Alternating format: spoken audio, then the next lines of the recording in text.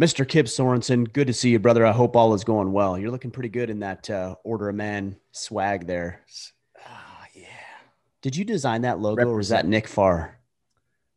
Depends who you ask. It's Nick. In other words, it's Nick. If I'm asking you, then you're going to lie to me. So got it. Nick Well, let designed me tell that. you my lie. Let me tell you my lie in case guys want to believe me. No, I wrote it up and then I drew it literally on like a whiteboard. And then I'm like, hey, Nick, can you make that into a logo? So All it's right. proper, So it's he legit. cleaned So up your slop. In other words, got it. yeah, Cool. but the creative juices were mine. And there's meaning to this logo, by the way. Like there's some hidden meaning. So can you disclose Yeah. that stuff, or Yeah. are you not Yeah. allowed to Let's disclose that? Oh, it's your movement. I should probably be you should probably be on board. So the E is echo, and then you'll see the S is for echo strong. And this Got is it. the battle team that I was on in the Iron Council, just for you guys that don't know what we're talking about. I mean, come on, hold up. The You weren't just on the battle team. You were the battle team the leader. the team leader. Yes. That's right. Echo strong. Hashtag echo strong. And then the 4 stars across the top are the 4 quadrants that we should be Cool. I focused on didn't for know that. balance. Yeah. And then the arrow that points down is to maintain humility and to remember that we need to be humble to grow. Yeah. Those last 2 points are Tough, solid, but man. honestly, I had no idea about that. I didn't even Oh ask. I yeah. should have asked. So Yeah. that's good. So not just a bunch of lines on a piece of paper. Yes. Good stuff. Guys, if you want to know about what we're even talking about here, then go to orderofman.com/Iron Council. Trying to keep all the links straight here. Yeah. Orderofman.com/Iron Council. You can learn more about what we're doing there. I think we've got a 2 or 3 minute video of me, of course, because I love to hear myself talk, explaining concepts and ideas and things that we're doing in the Iron Council. And we're almost to 900 members right now, trying to hit Woo! that 1,000 member mark. Yes, it's very cool. And before Kip and I hit record on this podcast, we were talking about some of the logistics and strategy and everything else to ensure that we're making sure that you guys get the best Growth. experience possible. I also talked with one of our guys, Drew Kachurik, who's been a longtime member, friend, advocate, mentor, coach, and handles a lot of business in the Iron Council. We're actually going to be bumping up the price of the Iron Council here in the next several days. So if you're listening to this podcast, jump on it now because the investment is going up. And I'll tell you why it's going up. We've invested in a lot of infrastructure. We're investing in the right leadership to be here and to help make sure we're offering the best experience possible. And we want guys who are serious about their personal growth. So if you join within the next couple of days, you'll be good. If not, you're going to pay the increased price. It's the increased investment. But regardless of whether you get on the early price, which has been the same price for the past 5 years now, or the new investment, it's going to be well worth your time, attention, and energy. There is not a Yeah. doubt in my mind that we offer the greatest experience and bang for your buck in the self-development, man improvement space. So check it Without out. a doubt. For years, I've been telling 100%. Ryan, like, dude, it's way, we should be It's charging way underpriced. more. It's It's underpriced. underpriced. Yeah, for It's sure. probably Hey, a third at this point of what it should be. I'm not going to yeah, increase it by 300%, guys. So don't worry about that. But the price is going up. So get on it now. yeah. I do want to call this out because this does come up from time to time. And we have a lot of international listeners across the world listening to the podcast. And sometimes there's a lot of assumption made like, oh, well, I'm not in the US. So, I don't have a Right. play to join the Iron Council. That's not true. We're global. So we have international brothers that are part of battle teams. We have some teams that are kind of a little bit more geared towards time zones. So they'll lend themselves to have more international guys in those teams. But there's teams that have guys in multiple continents on the same team. So if you're not in the US and you're in Europe or Germany or Asia or whatever, and you want to join us in the IC, join us. Guaranteed there's brothers that are going to want to meet at a time that you probably want to meet. And if not, we'll spin up a new team and we'll get something in your time zone that's working. So I only have one question. Is Germany yeah. not considered part of Europe now, or? Did I say Germany and then Europe? Whatever. Yes, but it's all good. You know what? Yeah, we just Cody, had a just brother take that from out. we just had a gentleman from Ireland join. We've got a lot of representation in Canada, Australia, Europe, and Germany. So make sure you guys connect with us. We love having our international brothers with us. All right. With that said, let's get into some questions today, guys. Yeah. So our questions today we're fielding from Insta, from the gram. To follow Mr. Mickler, they'll go to or follow him at Ryan Mickler. And by the way, on Instagram, the Instagram overlords freed me. They unlocked me from Instagram prison. So you guys should be able to tag us now and converse and exchange. And it's pretty amazing. You could see exactly when they flip that switch off and then back on again. So that's good news. For now, we are unlocked from Instagram prison. So until Ryan, toes the line again, and then who knows what will happen. I said something today that might get me locked back up. What did I say? Let me see here. Oh, I put a little meme on there, and it's got a highway, just a very straightforward highway, and it says me making a simple common sense point 99% of the people agree with. And then it's got this spaghetti bowl of freeways and highways, and it says feminist and wokesters attempting to explain why I'm wrong. That might get me kicked off. So join while you can, guys. We'll see how it goes. Well, and this just stresses the importance of connecting with Ryan in all the avenues, right? Whether it's subscribing to the YouTube channel, Instagram and Facebook and Twitter. So, just connect to multiple platforms. So that way, if we're getting blocked or whatever, you can connect with us and make sure that you're not missing out on the info. That's right. That's right. Cool. All right. All right. Enough of us. Let's get to you guys. Nice warm-up question here. Wayne 06 Williams, who is your current dream guest? Someone that you're kind of geared towards on the podcast? Very easy. My dream guest, the number one guest I want to have on is Keanu Reeves. Very easy. Nice. He doesn't do a lot of conversations. He's a very fascinating individual. He's obviously very, very dedicated to his craft.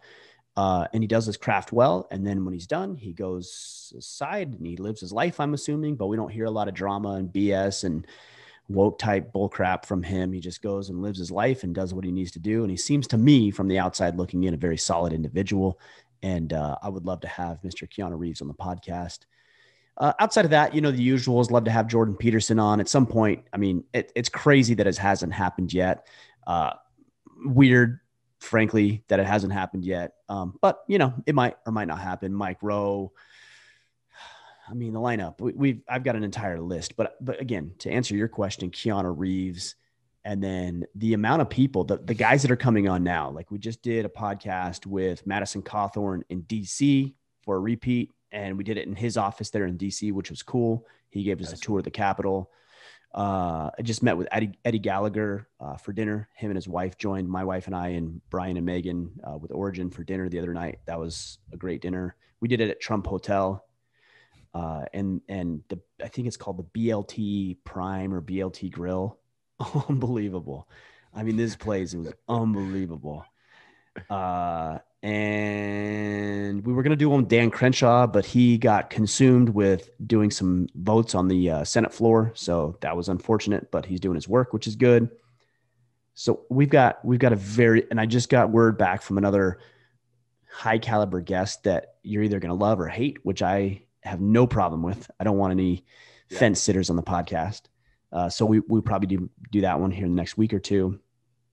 So it's good. We got a great lineup. Question actually is aligned with that whole fence sitter comment that you just made. So Marcus, you cut out. You said the next question is? Yeah, the next question is kind of related to you getting someone controversial on. So Marcus, man, Instagram. I love it because I can't slaughter names. Marcus AF Godin.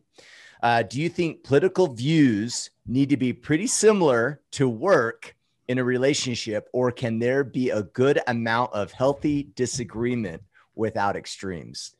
All right. I actually saw this one last week. This is a very good question.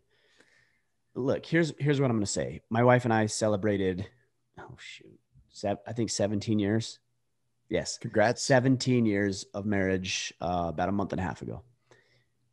Guys, marriage is hard work. It is not easy. What's the anniversary date? June 26th. Oh, okay. I feel like that's a test. Are you testing me? Did my wife tell you to test me or what? No, ours was just like a month ago. So I was kind of curious. Got it. Yeah. So what's your date? Well, not a month ago. What am I talking about? Just a few weeks ago, July 25th. Oh, see, I passed the 1 month test. You after. failed. Yeah, I just failed. Yeah. Well, and in hindsight, I was like, wait, 25th or is it 24th? I know, it's wild. Oh, see, yeah, you're in trouble. Even worse. Well, she doesn't listen. We have already confirmed they don't listen to the podcast, so it's no big deal. She's gonna listen to this one. I'm gonna send her a link and say, hey, listen to minute, check 12 or whatever minute we're on. Yeah. Yeah. So you guys were married on Pioneer Day or the day after? The day after. Yeah. All right. So the 25th. So that's easy. All right. I'll make sure I send you a reminder each year. Thank you. Pioneer Day today. Make sure tomorrow you got you. That's what accountability looks like, gentlemen. That is accountability. Right. And the benefit of banding with other brothers. And the benefit of joining the Iron Council, just to throw that in there. Because otherwise I'd be sleeping on the couch. And if you don't know what Pioneer Day is, well, don't worry about it unless you're from Utah. Yeah. Unless you care about people being discriminated due to their religious beliefs in America. Okay. Sounds good. All right. So we're talking about religious beliefs. Now we'll go to political views. Marriage is hard as hell, guys. Let's be honest. I mean, it's fulfilling. It's rewarding. Obviously a lot of benefit from it. I've been married for 17 years. I've fought and clawed and scratched and done everything I can to make sure this works. I would find it a very difficult factor if my wife didn't believe the same and held the same political views as myself. I'm just going to throw it out there like that. I just don't think if we didn't have the same political, religious views, that it would just be too much. Now, I'm not going to tell you that it can't work. I'm not going to tell you that you shouldn't marry somebody who doesn't have your same political views, but in my experience, when it comes to politics and religion and maybe even sports, depending on what your personalities are like, there's just some fundamental beliefs that are so different that why add that into the dynamic? But here's what I would say is that I know that there are, we'll just talk about it from this context, and I don't put labels on it, but let's just talk about it from this context. There are some liberals who are reasonable, moderate people. And then there are some conservatives who are reasonable, moderate people who, even in disagreement, you can still find some common ground. Because I think a lot of people, regardless of what side of the aisle you sit on, really believe that they want to help other individuals, that they want to pursue happiness and fulfillment and liberty and all of that.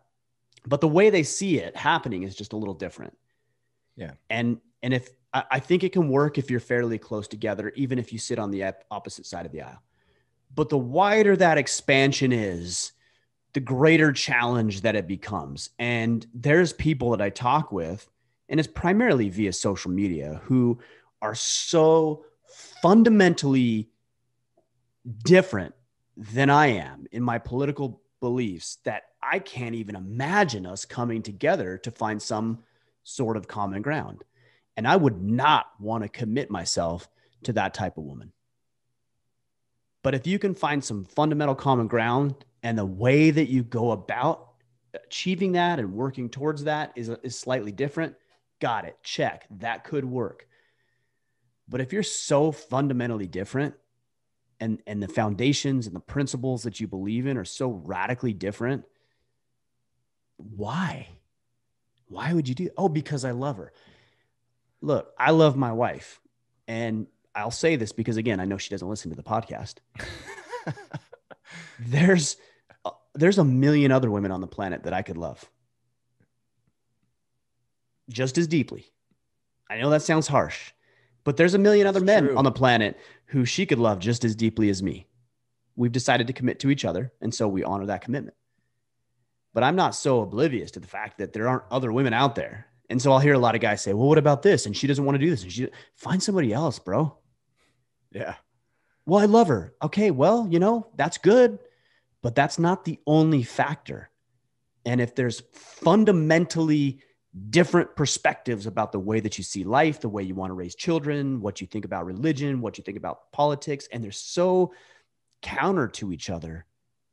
Why? Find somebody else. She can find somebody else. And I'm fairly certain you will be much more fulfilled, much happier, and there just won't be that extra little chink in the marriage that could derail it in the wake of every other little chink that could possibly derail it. Well, and like you're saying, it's already hard enough, right? So it's like, don't make it any harder than it's going to be. Right. Yeah. But what we do, I think, a lot as men, and women do this too, men and women, is we just make these types of decisions based on emotion. Like, I love her. Got it. That's great. You should. Like, if you didn't, I'd be worried. But that's not the only consideration. You know, what if you've always dreamed of having this traditional family household where you go out to work, your wife stays home, she's a homemaker, you're doing homeschooling, she's raising the kids, and that's what you envision, and she's not interested in that. So do you try to contend with that because you love her, or do you say, you know, I love you, but this is a deal breaker for me? Yeah, our strategy is different. Right. Yeah. Which is fine, by the way. Like, if she wants to go out and pursue a career, or you want to stay at home, or whatever the dynamic is, that's all fine.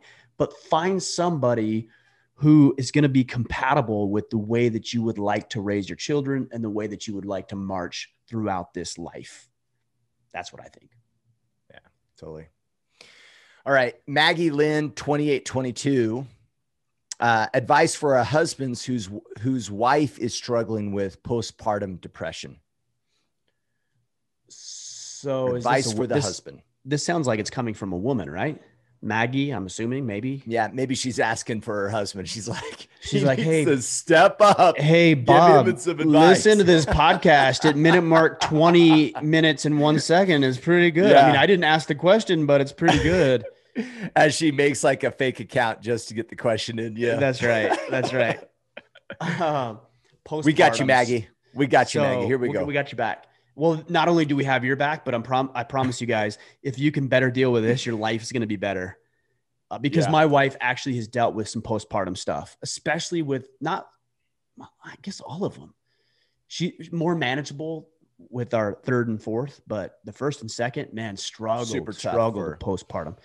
Yeah. I mean, so much about your life changes and the dynamic, and now you have this little critter you got to take care of. And that changes the dynamic between you and husband and wife. And so, yeah, it's tough. So what I would say is just understand what's happening. And it isn't a matter of just fitting the square peg into the round hole. I think we as men think sometimes we can just like force it. Like, what's the problem? Just fix it. Like, just stop being like that. And I wish that was the case. And I think men have an easier time of doing this than possibly women. It's just not, in my experience, it's not that simple. It's not so easy that you just say, feel better. Convince her to feel better. Yeah. Right. Like, it's a real thing. There's hormonal imbalances and physical changes and of course the emotional side of it. And then there's a spiritual element because now you have this little baby to take care of. There's so much going on here. So what I would say is just acknowledge that it may be beyond your control. There's nothing you can do to force her to improve and change. I would also say really strive to be a sounding board. And think about what a sounding board is. A sounding board doesn't talk back. A sounding board just receives. And that's very difficult for us as men because we want to get the information, interpret it, run it through our systems and processes, and then give an outcome, give a solution and a fix. Yeah. Don't do that in this particular instance. Just be a sounding board. Listen, just absorb, receive. It's very antithetical to what we as men want to do, but you can do it because you're going to be focused on it. So just receive. She's telling you about things. Hey, that must be hard. That must be difficult. I don't understand, but I can certainly appreciate what you're going through. Is there anything I can do? What do you need from me? And just absorb it. There's one of my favorite quotes is by David Gilmour. He says, "The real man gains renown by standing between himself and his family, absorbing the blows of fate with equanimity." Yeah, I love that quote. And sometimes that just means that it's hard. I know, I understand, guys. You just need to absorb it, absorb the blows of fate. And that might mean that you just need to sit there and just have her bounce ideas or thoughts off you. And you're like, I'm going to fix this. Don't. Just absorb it. Just receive it. And you can be strong enough to just receive it for a little while. I would also say that you need to look for opportunities to serve. Okay. What a lot of men will do is they'll say to their wives, and I'm guilty of this, and it's not bad, but you'll say, hey, hun, what can I do to help? And Kip, if your wife is anything like my wife, her knee-jerk reaction is nothing. I got it all. Is that your wife too? Is your wife like that? No, or does she actually? She's an asker. So there's no way I would ever be in a position to say, hey, what can I do to help? She's already been telling me for the last 24 hours what I should be doing. Look, I think that's a bit of an anomaly. I got to be honest. In my experience, a lot of wives will say, hey, nothing, I got it. Because they're strong and they're rugged and they're independent and they want to do it and they pride themselves on getting stuff done. That's what I experience.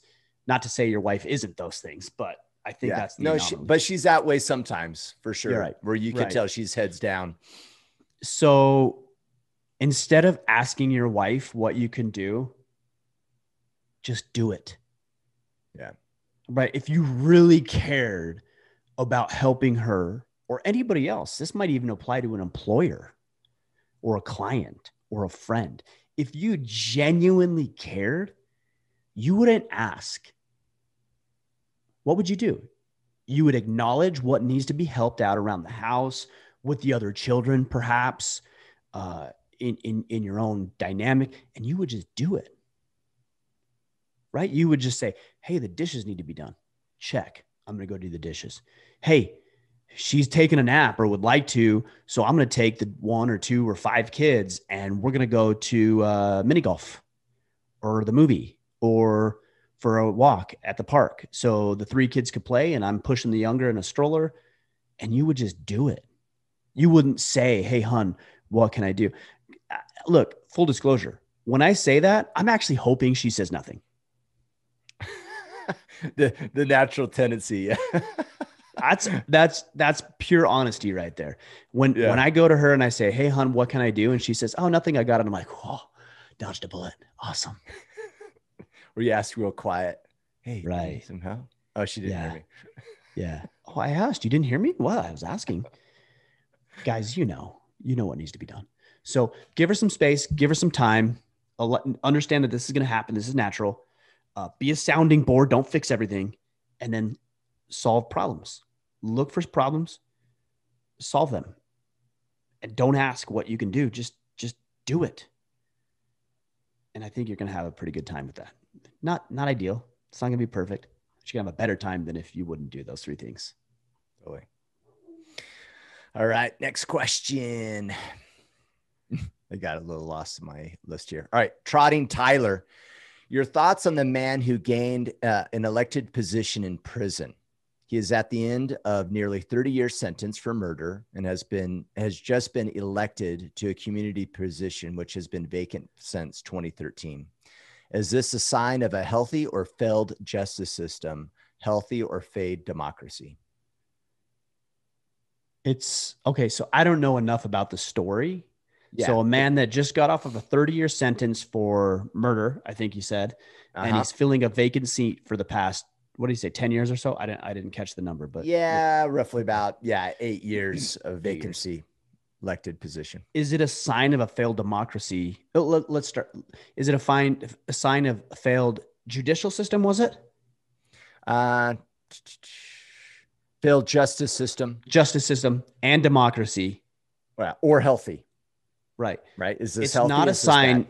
It's not a sign of a failed justice system. No. Tell me what about that system went wrong. Yeah. So he was price. Right. Yeah. He was found guilty of murder, paid his price, comes back. Like, what about the justice system is wrong there? So you're suggesting that this individual shouldn't be able to now run for office. Okay. But that's the justice system as it is. It seems to be like, again, I don't know enough about the situation, but it seems to me that it worked. That's number one. Failed democracy. I don't think so. People What still had about to the vote him in. democracy? Right. What about the democracy failed? People voted for him. They probably knew his record for the most part. Like, what about the democracy failed? Now, And if is it it's an open position, and so by default he got elected to an open position, yeah, but someone else could have chose to run, and that very much addresses democracy. Yeah, you could have chose to run. Yeah, if you don't like if you're the in idea. this area, right? You could have chose to run. Now, is it a sign of great, moral a moral society? I would probably say that. Again, I don't know enough about the situation, but based on what I do know and what you've said, yeah, I probably wouldn't vote for a convicted murderer for political office. I mean, that to me is a sign of poor judgment at best. So, yeah, we live in interesting times. We live in a very degenerate society. It's sad to me that maybe nobody else would run. It's sad to me that you have enough people who would vote for potentially this individual.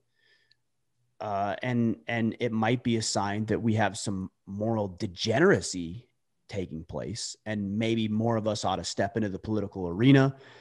We ought to be more informed about the situation.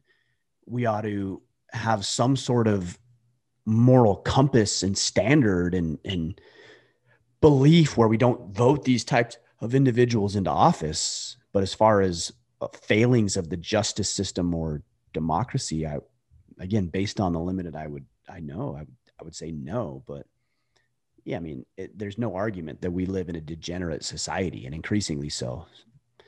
And that's part of the reason we do this podcast and we have this movement, is to reinstill some of the virtues and values that we once held, and make these things popular and important again. Yeah. I don't know enough about the situation to give a very good counter argument or even commentary on the situation. And even the comment, like what's murder, right? Like what's the details? What was the situation? Like that drastically changes things. Right. So, yeah. I mean, I just had a great conversation, I told you earlier, with Eddie Gallagher and his wife. And if you don't know who Eddie Gallagher is, you can go back and listen to my podcast with him that we did several months ago. You can go buy his book, Man in the Arena. But essentially, he was a former Navy SEAL who was charged with war crimes. And he was eventually acquitted because the justice system in that case actually didn't work well and really teed him up and set him up for failure. But eventually he was acquitted.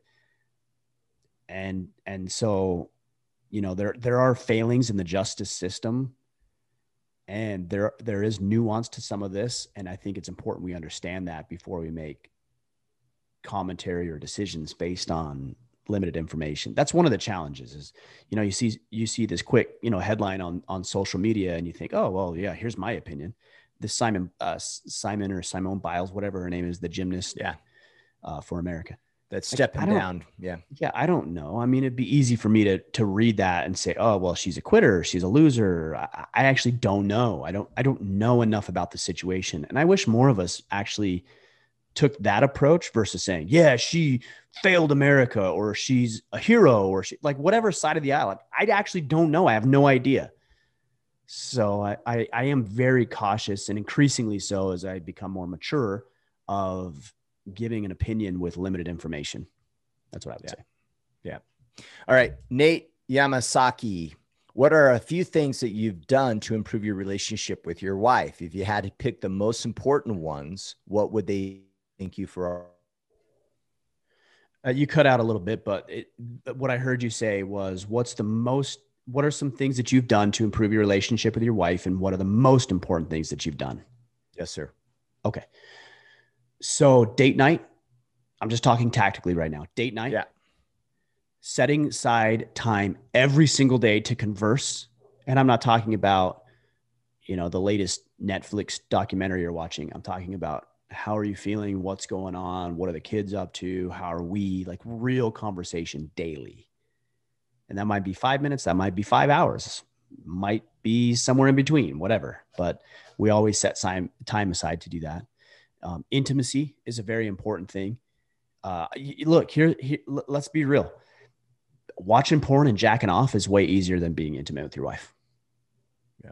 Less work. Like it's way easier. You just get on your phone, you just pull up whatever you're into, you just type it in, punch it in, go in the bathroom, jack off, and you're good. You're so funny. That's the reality, right? Like yeah, it's true.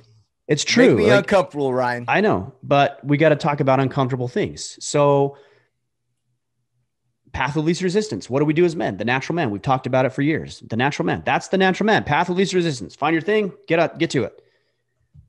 Intimacy with your wife is very, very important. And that means that she's another human being with feelings and emotions and physical needs. And, that's more of a challenge, right? Like you got to make sure she's in the mood. You got to turn her on. You got to be intimate with her. And it's more than just physical attraction. It's emotional interest in her. There's a lot of things that go into it, and that's harder, but it's also more fulfilling and it's more rewarding. And it forges obviously a deeper connection and bond between you two. So yes, it's more challenging. So when I'm answering this question, the thing that I do, at least I attempt to do, I'm not always great at this, is to do the harder thing.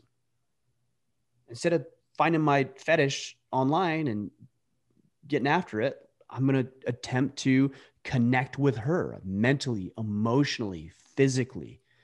I'm going to have a conversation that, sometimes I don't feel like having. Like at the end of a long day, I'm like, I just want to watch Netflix. And I don't want to talk about your feelings or whatever you're going through. And that's a pretty good indicator that maybe I should actually do those things. So at the root of how you can serve your wife and better connect with her, it's that you got to avoid the natural tendencies that you have and really be committed and take initiative towards the things that aren't always easy or convenient, because you care about her, because you love her, and because you want to show her how much she means to you. That's a very broad answer. But those, again, date night, carved out time for conversation, physical, mental, and emotional intimacy are huge. Anything you would add to that?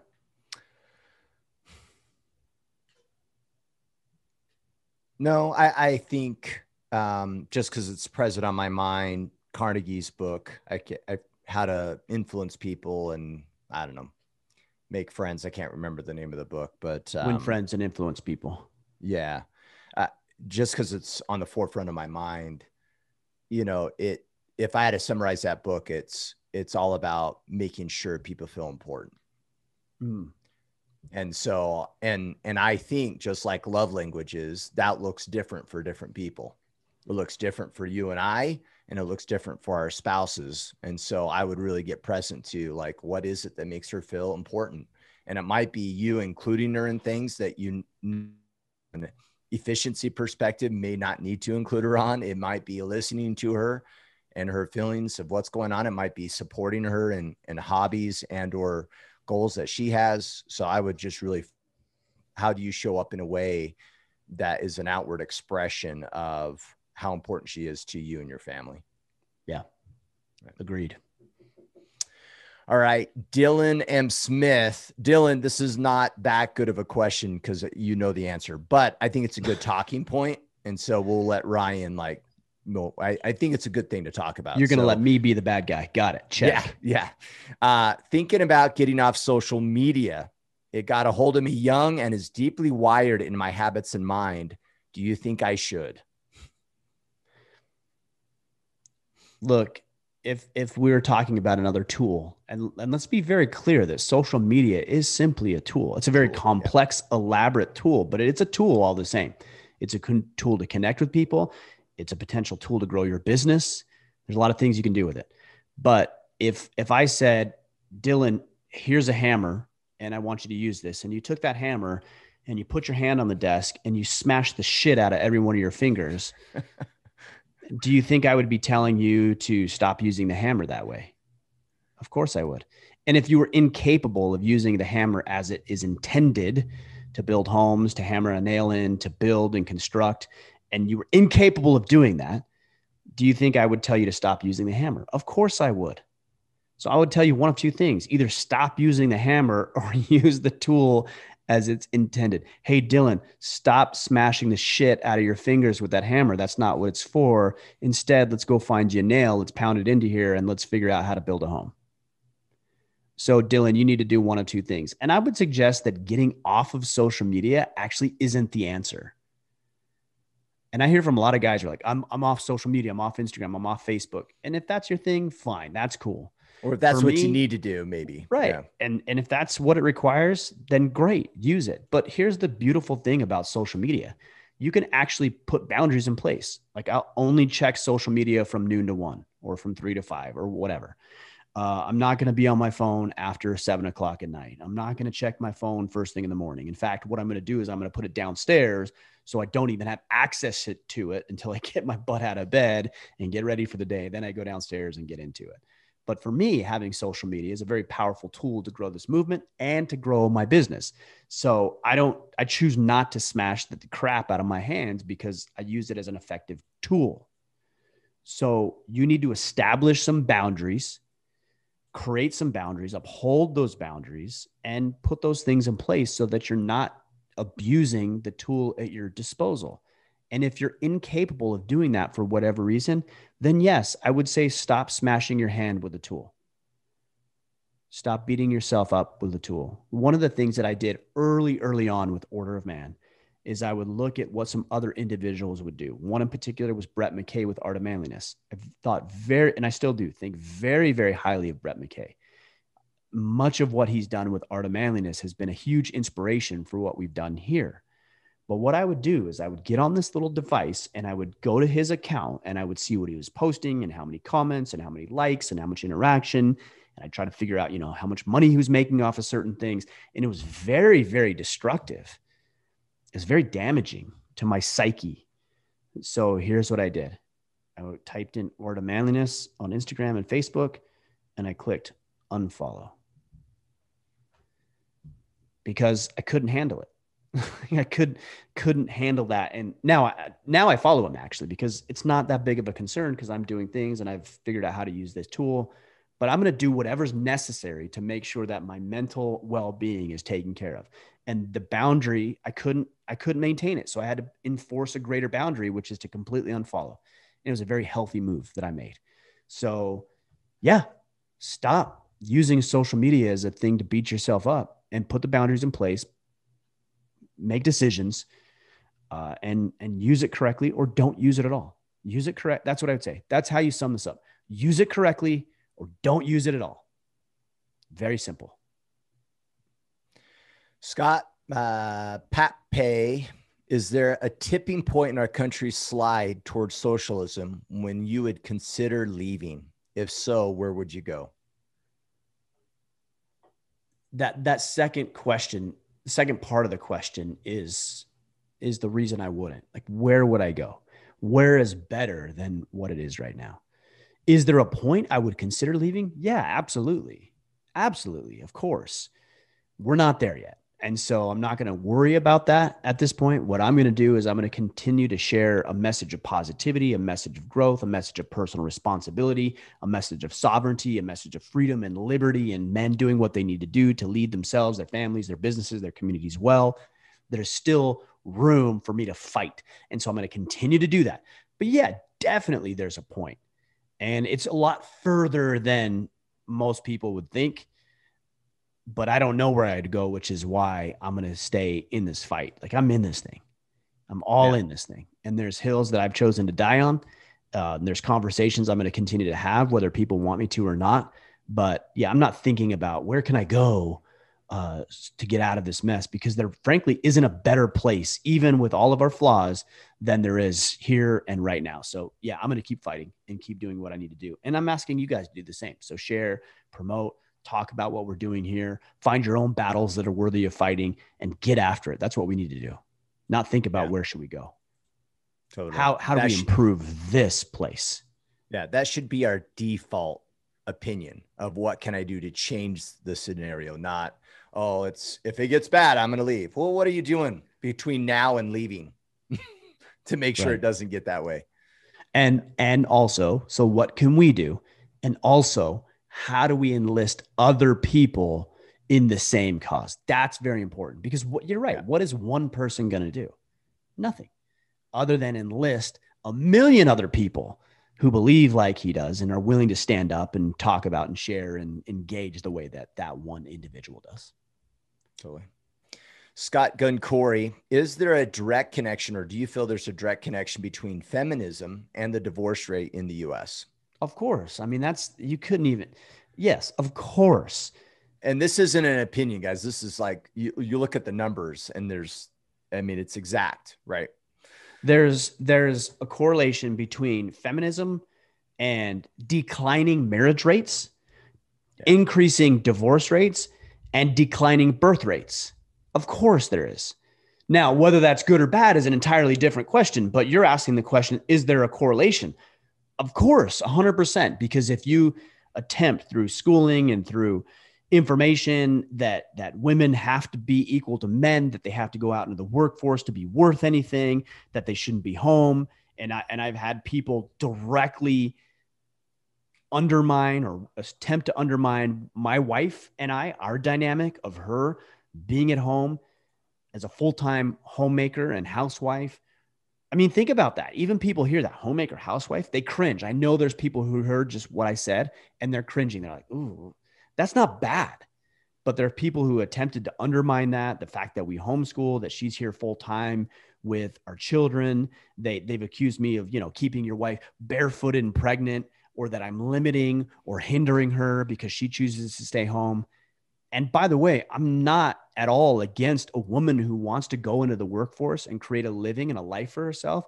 But there's a lot to be said for finding fulfillment for a woman who decides that she wants to stay at home and turn her house into a home and raise her children in righteousness. That isn't inferior. That isn't inadequate. In fact, if anything, I would suggest that that's a beautiful place for a woman to thrive and learn and grow and have fulfillment and meaning in her life. But when we, as a society, collectively attempt to tell women that they shouldn't be there and that in order to be worth anything, you have to go out into the workforce, you have to compete with men, you have to make money, you have to forsake having children, that's a dangerous proposition. It's harmful, it's hurtful, it's bad for society, it's bad for women. And yes, of course, there's a correlation between feminism and declining marriage rates, increasing divorce rates, and declining pregnancy rates. Of course, 100%. That is the primary reason for that is feminism. Now, let's be really clear though. There's a couple of things I want to address when I talk about feminism, because everybody thinks it means something else. They have their own interpretation of it. And this is the danger of language. And this is the danger of manipulating language in order to match your ideology. When you say feminism, you mean, should women have equal rights? Yes. I agree with that. Of course. I agree with that. But feminism anymore, modern day feminism, is not just about equal rights. Because you'll hear women who are feminists who will say, we just want equal rights. Well, tell me what rights you don't have. Tell me what rights, like specifically, what right don't you have that men have? Voting? No. Marriage rights? Nope. Like tell me what right, any tax benefit, or like what right are you referring to? And usually people will say, well, the gender pay gap. Okay, well, here's an interesting thing to consider. Because the same people who complain about the gender pay gap, or I don't know if I'm supposed to say gender or sex pay gap now. I don't know, because gender is fluid. I don't know. Maybe you guys can correct me on that one. But here's the interesting thing about the gender pay gap. Because the same people who complain about the gender pay gap are the ones who will actually say that corporations and those who own and run corporations are greedy, filthy pigs. But what's interesting is the gender pay gap and the greedy, filthy pigs are at direct odds with each other, right? Because if you're telling me that corporations and the men who run those corporations are greedy, filthy pigs, then what you're actually saying is that all they're worried about is their bottom line, right? Okay, so if you're worried about their bottom line, then wouldn't the greedy, filthy pigs hire only women if they could pay them less to do the same amount of work? Well, and can I add to this? So what do companies do in that scenario? You outsource. So outsourcing is a perfect example of this use case of, oh, hey, I can get cheaper labor if I utilize resources outside of this country. Despite all the confusion, despite them having to be remote, despite all these other things, companies are willing to do that for that pay gap difference. So because they're worried about their bottom line. And by the way, that's not immoral. In fact, the bottom line, worrying about the bottom line is a very moral thing, because that means you can serve your customers more effectively. Like when we talked about the Iron Council, the rate of the Iron Council going up, people will say, well, you're just being greedy. Or alternatively, it could mean that I'm investing in infrastructure in order to serve people more fully. Yeah. Right. So the greedy, filthy pig capitalism argument just isn't in alignment with the gender pay gap. It just isn't there. Now, why do women at times get paid less than men? Because they don't do the same jobs as men. And they tend to leave. They tend to have children. They tend to work less. They tend to work in environments, school teacher, nursing, that sort of thing, that they are going to get paid less. We have to look at the entire picture in this situation. I can't remember where we got onto this thing, but I get fired up when we talk about this. But yeah, ultimately, the answer is yes. Feminism is the direct reason for divorce rates, for declining marriage rates, and for declining birthing rates. Yeah. And I think what's critical, Ryan, and you're saying this on another question, this comes back to critical thinking and getting all the information, right? It's like, well, why are they? Right? What's the details? Like one thing I can't stand, we get, you'll get these news articles in the state of Utah that will say, oh, the state of Utah is one of the most least woman-friendly states, in the nation or something like that. And I'm like, why? What does that mean? Right? Tell me what that means. Right. Exactly. And it's because they run the numbers and you're like, oh yeah, on average, women make less in Utah than other states. Yeah. We have probably more children in this state than probably any other state. There's more moms that are happily deciding to stay home because they want to raise their kids. And you roll that into a statistic and say, oh, it must be a sexist thing. Mm-hmm. Like, guys, we need to be way more critical. And it goes both ways. Even if it's a stat that you highly agree with and you're like, oh, perfect, this falls right in line with my narrative of how I see the world. Well, you should probably still critically think and understand where those numbers are coming from so you can speak to it intelligently and not just grab numbers and sound bites and headlines, to perpetuate your way of thinking. Yeah. Great point. And, on the sexist thing, because you will hear a lot of that, like, oh, you're just being sexist if you keep your wife at home. Actually, no. You know what? It would be a lot more convenient from a worldly perspective if my wife went out into the workforce and made $100,000 a year. Like, that would be way better. Totally. So it's actually the antithesis of sexism for me to bust my freaking balls every day so that I, as the sole income provider of the family, can go out and do the work so that my wife can be here fulfilled in her responsibility of making this house a home and raising her children in righteousness. Like sexist men don't do that. What a sexist man would do is they'd say, well, you need to pull your weight. You need to pay half of the bills. You're just as like you need to go out and that's what a sexist person would do. A sexist man wouldn't go out and commit himself to his wife and his family and go bust his ass for everybody so that she could live the type of life that would fulfill and edify her, which is what I feel like I'm doing.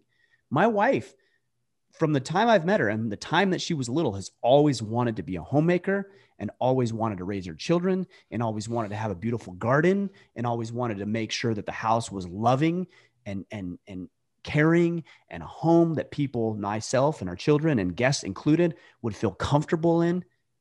And I'm working on making that happen for her because I love her and I care about her and I consider her at minimum an equal, if not greater than I am. Yeah. And I think that we live in a society today that causes, and I don't know how to say this, that gets a lot of women to second guess their desire to be moms.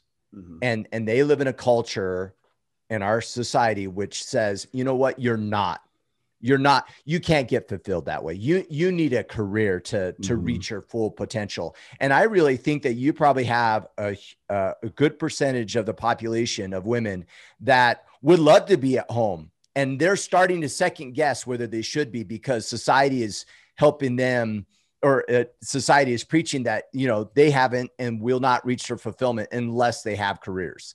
Right. And it would really be clear, it's no different. We have the same dilemma, right? As guys, I mean, it's the conversation we have in the Iron Council. The conversation we have on this podcast is like, guys, your career isn't your be all, right? Balance, family, being a father, right? Like it's a really important conversation, but we're getting to a point, I think, in society where like they're being demonized for making that choice. And I don't know, I think it's damaging. It is damaging. 100% is damaging, because we know from women who have pursued careers that no longer can build a family, can have children, because they reach that point where they feel like they've missed out on some of their innate beauty that comes with being female. Yeah. Yeah. But they got a job, Ryan. And when they die, they can say, you know what? I worked for that corporation and I made a good salary. I lived a good life. I would just say this, because I don't want to mock those women who go out into the workforce, because I think if that's what you want to do, go for it. But don't buy into the narrative that that's what makes you valuable. Yeah. Because it isn't. And it's not what makes us valuable. Let me tell you what makes a woman valuable. That she can give birth, and she's lovely, and she's feminine, and she's nurturing, and she's caring.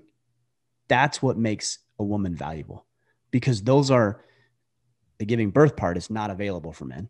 And the compassion, kindness, empathy, loving, nurturing is not as innate in men as it is in women. So that's what makes you valuable. So if you want to go out into the workforce, great. But going out in the workforce and competing is not what makes you valuable. All of that other stuff is what makes you valuable. Yeah. Which is why the men protect the women, because it's valuable. All right. Enough of that. Okay. Last in line leadership. In a world of men who are afraid to make mistakes or fail, what are some quantifiable ramifications of passivity and the cost of not doing something? Being quiet to avoid confrontation. In an example, being a bystander in disciplining your kids, listening to co-workers gossip about the boss, and etc. I realize that this is a really difficult conversation, or kind of question that we probably can't put a number on, but I think maybe some advice around this, right? Like that's a better route. Yeah. Because we know the cost. And even though we may not be able to quantify the exact cost, we know you're going to be less fulfilled because you're letting people railroad you, and you're not assertive, and you're not getting your way, and you're not directing your own life. You're passive. You're letting other people dictate what you want to do. And that eats at your soul is kind of what you're saying. It's like, hey, when you're passive, it's like, yeah, it's just eating at you. It's a life unfulfilled. You're probably going to make less money. You're not going to be completely satisfied. The job isn't going to be done to standard. There's a lot of things that you could potentially quantify, but I think the better route for this question, and perhaps a better question, and maybe this is what he was getting at, is what do we do about it? Yeah. Okay. We all know there's a cost to passivity. We know that there's a cost to not doing our job. We know that if we're not asserting ourselves in current situations, that we're not going to get what we want out of life, which, by the way, is okay. Guys, it's okay to have your own desires. And people say, well, that's selfish. Yeah, well, sometimes I want to make sure that I'm reaching my goals and ambitions and desires. And yes, sometimes I'm selfish. We don't live in boxes and we don't live in vacuums. Even me being selfish is going to serve somebody else. If I'm selfish about wanting to improve my skills as a podcaster, make more money, I'm going to hire more people. I'm going to bring more people on. I'm going to serve more people. We're going to be able to create new experiences for my family. And so there's a trickle down effect of that. So what do we do about it? Well, number one, you got to know what you want. There's a lot of men out there who have never even thought about what it is they want out of life. Well, I don't know. I just want to be happy. I want to be fulfilled. I want to have some experiences.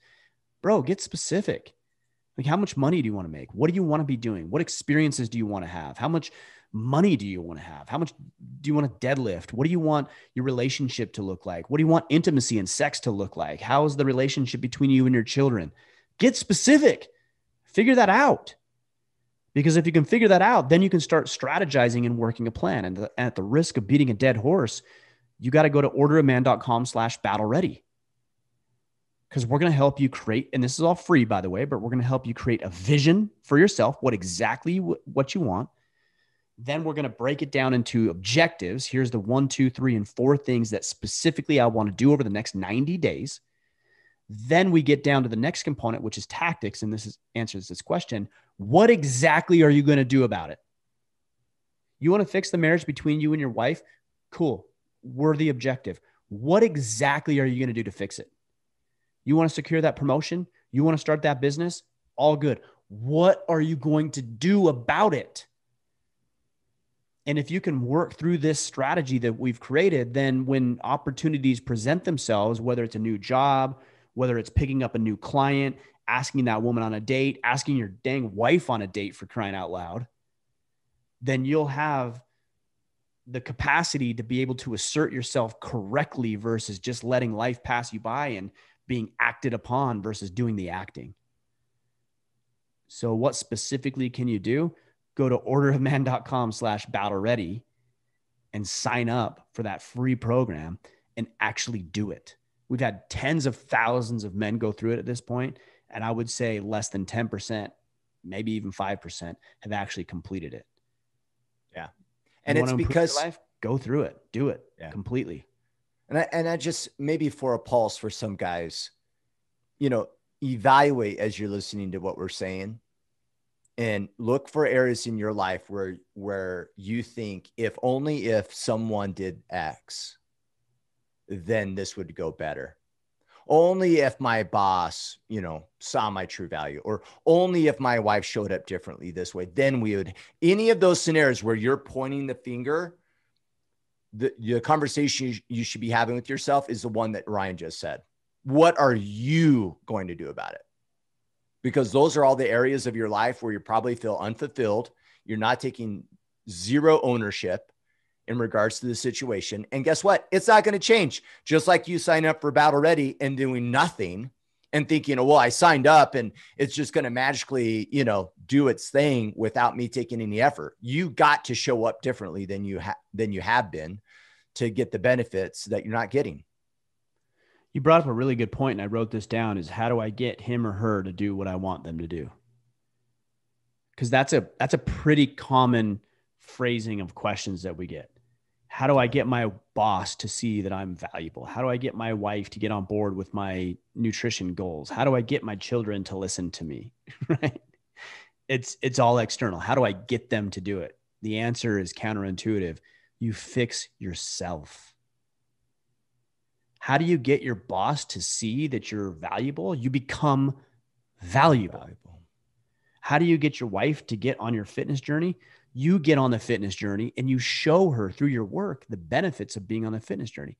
How do you get your children to listen to you? You start listening to them. That's the beauty of this, is that any of that, how do I get somebody else to do something, is all within your control.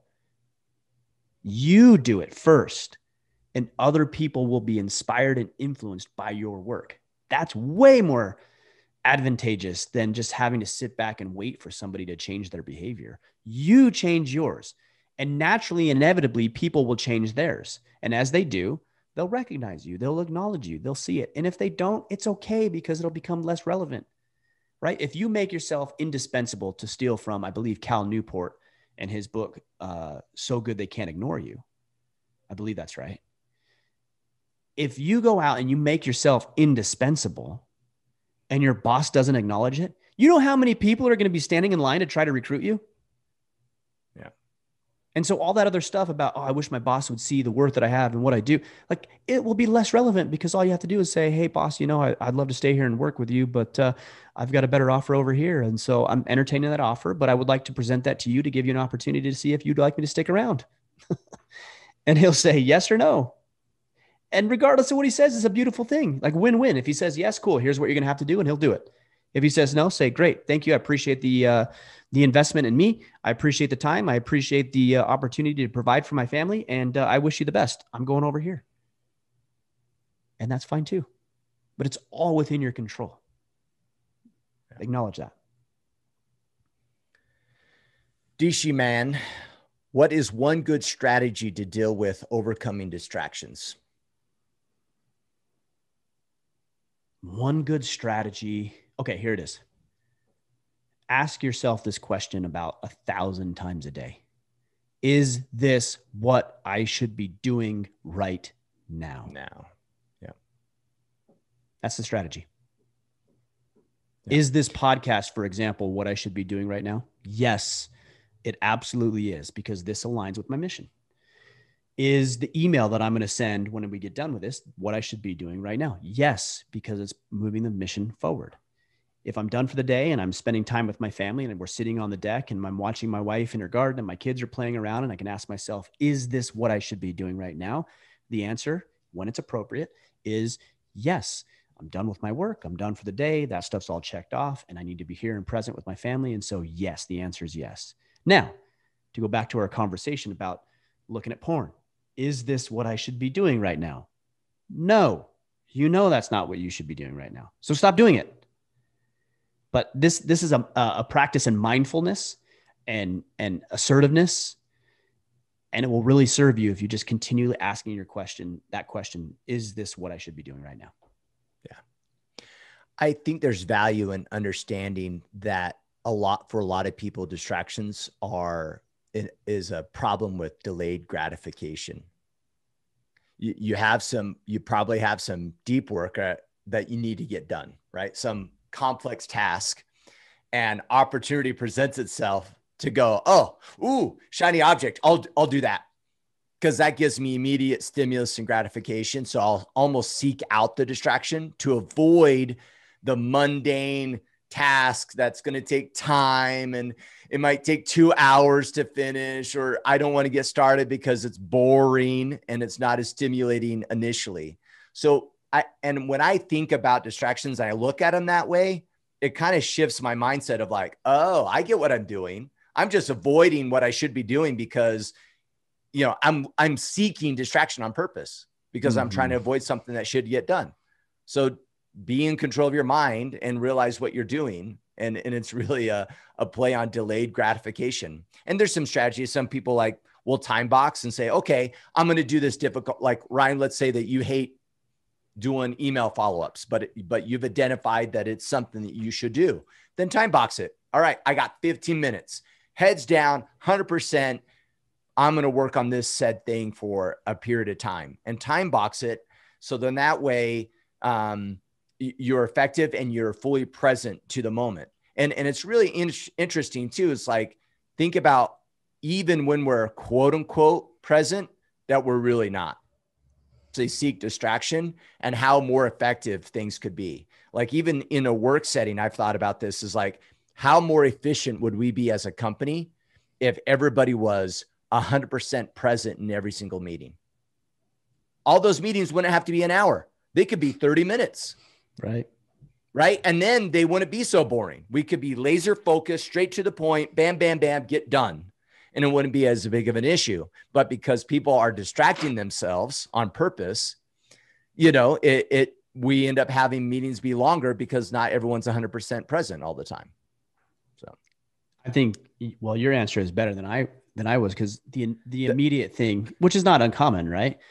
But the immediate thing I went to is that the reason we get distracted is a procrastination issue. That's what I had written down here, is that it's a procrastination issue. I think issue. It's the same thing. It's not though. It's not, because procrastination is just the surface level. It's the action. Like, I'm just procrastinating.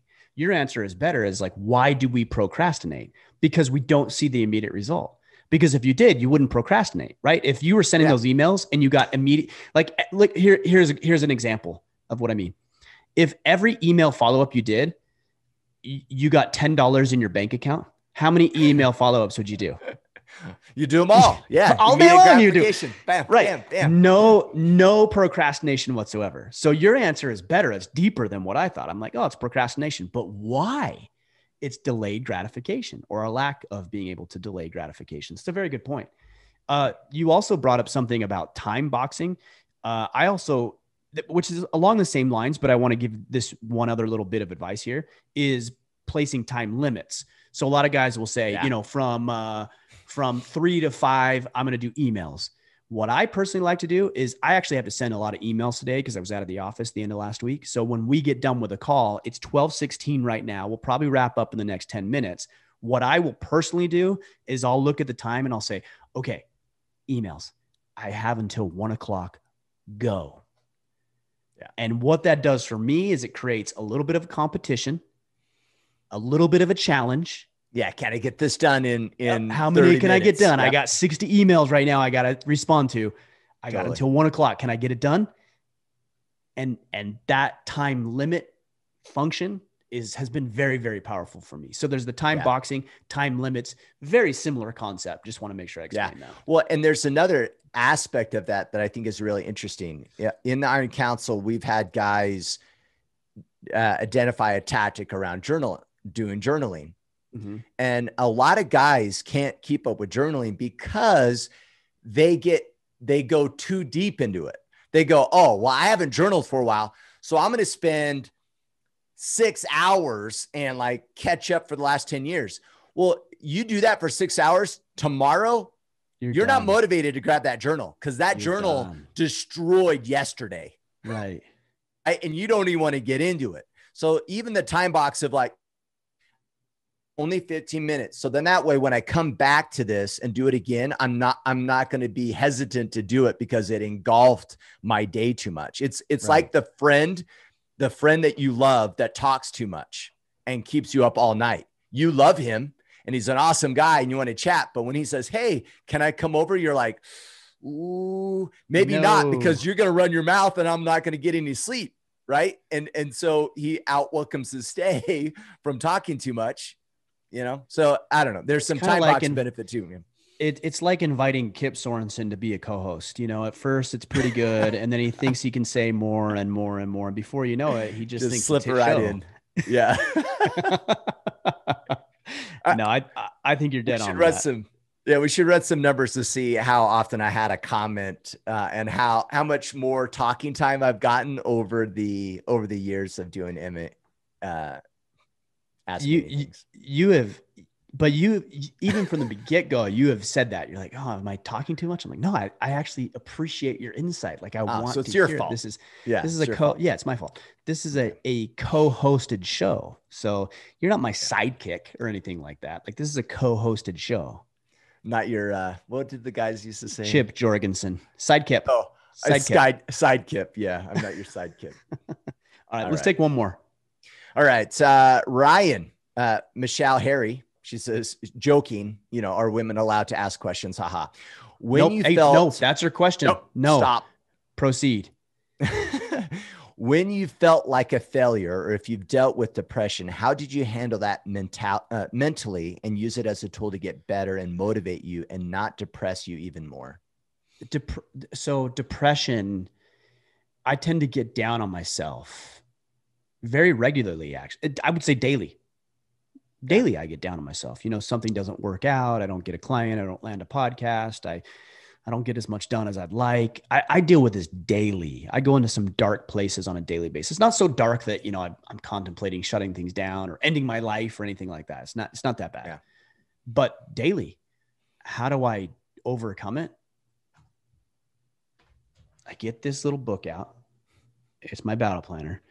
And I open it up and I look at my list of things to do. In fact, I think I've written 2 or 3 things down that I need to do that you reminded me of as we were having this conversation. So I write it down right here and then I do it. Regardless of how I feel, regardless of whether or not I want to do it, regardless of past performance or whether things have worked out or not, I look at it and sometimes I'll pick the hardest thing to do on the list. I'm like, okay, well, this is hard. That's a challenge. I need to get that done. And other times I'll pick the easiest thing and I'll just look at it and say, okay, well, that's easy. I can do that. That's only going to take me 3 minutes. Let me just do that real quick. And that builds up some momentum. And the concept of completion is what gives me just a little bit of fuel and motivation to do the next thing, which might be slightly more challenging or more difficult or take a little more time. But the answer for depression for me has always been simple. And this is barring mental illness. All right. If you're dealing with mental illness, this is chronic depression. Yeah. Go get help. That's what I would say there. Get help. But if you're just dealing with being down, the ebbs and flows of life and your daily activities, then having a list of things to do and doing it is the solution. Yeah. It's always been pretty simple for me. And I do it despite how I feel. That's the most important thing, is when you don't feel like doing it is what is the antidote. Doing it changes your attitude and changes your perspective, and then gives you some hope and optimism that, oh, I didn't feel good, but I still did it. And so, all right, well, I feel pretty, what else can I do? Good that you still did it. Yeah. Right. And so that's what actually changes. Because if you do it when you like to do it, it's good, but it just doesn't count as much as if you do it when you don't want to do it. That's what's actually going to move the needle. Totally. I have a good example of this. And Ryan, you and I are cut from the same cloth when it comes to this, because I'll do this all the time, but I'll work out. And if my numbers weren't the same as they normally are or better, I'm kind of beat myself up. Mm-hmm. If the day wasn't as effective or I didn't get those, I beat myself up. If I go in the garage and it's a complete mess still, I kind of beat myself up. Like it's almost, I'm not saying everyone should do this. It's probably not healthy, but regardless, there's a lot of opportunity where I reflect and I'm kind of beating myself up. And what's interesting is, hold on, Kip, let me stop you right there, because I want to hear what you have to say, but I got to interject on this. You said it's not healthy. Well, I don't know if it is. I disagree. Well, I disagree. Yeah. I think it's healthy. I think it's very, very, again, with the caveat that you do something positive with it. I just don't, I get so tired of hearing this that you level should just be of happy. Indifference in modern culture. Like, oh, you didn't get it done. It's okay. It's like, it's true. Passivity. You shouldn't feel bad about it. Like, but you're still special. No, actually, when you don't perform the way that you should feel kind of crappy about that. That's healthy. You should feel bad, because that feeling is what's going to drive you to whatever you're going to say next. So I just need to interject that it's not unhealthy to think badly about your performance or the way you show up. Modern culture would tell you it is. And I'm here to tell you that it's completely natural and healthy to feel like shit when you underperform. You should feel that way. Now, what are you going to do about it? Yeah, totally. And in the example I was going to give is, if I go to the gym and I'm not feeling it and I cut my workout and I'm like, you know what, I'm just going to go home. Guaranteed, in that example, I'm going to feel like shit for the rest of the day. Worse. Exactly. I'm perpetuating it. But if I'm at the gym and then I change my mindset and say, all right, it's going to be one of those days and I'm going to do my best and forget the rest. It's about how many reps can I get into failure. It's not about how many, it's not about how I did last time. It's about right now in this moment, can I do the best work I can do? Mm-hmm. When I take that approach and I don't leave the gym, I feel better. And my day then gets onto a better path, and it gets me out of that slump a little bit. But when I give into it, no, I will perpetuate and I'll drag it along and until I'm willing to, buck up and actually make some adjustments. That's right. 100%. Total agreement with that. Well, Kip, I think we got through a lot of questions. We got some valuable insight to the guys and gals, because we had a couple of questions from the ladies today. Yeah. So we hope it served you guys. Why don't you close us out, Kip, for the day? Yeah, for sure. And a couple of things we mentioned. One, the Iron Council. Join us there, orderofman.com/Iron Council. Rates are going up. So if you were on the fence, get off the fence and sign up ASAP before that adjustment. And even if you don't, it's still going to be worth it. So it doesn't matter. The other thing that we've talked about, kind of a lot of questions, right, today, Ryan, around kind of battle plans and tactics and, identifying your vision. So if you guys want to get battle ready, you can learn more about that free program at orderofman.com/battle ready. We also just slash, not forward slash, just slash. That's an ongoing. We haven't talked about that for a while. For a while. It is a / regardless of what Ryan thinks. It's just a normal slash, guys. Okay. So don't get confused. Don't let Kip lead you astray. It's just orderofman.com/battle ready. Continue. Yeah. Maybe MacBooks don't have a backslash. Do you have a backslash on your keyboard? They don't need them. They just know exactly what you want and where you want to go.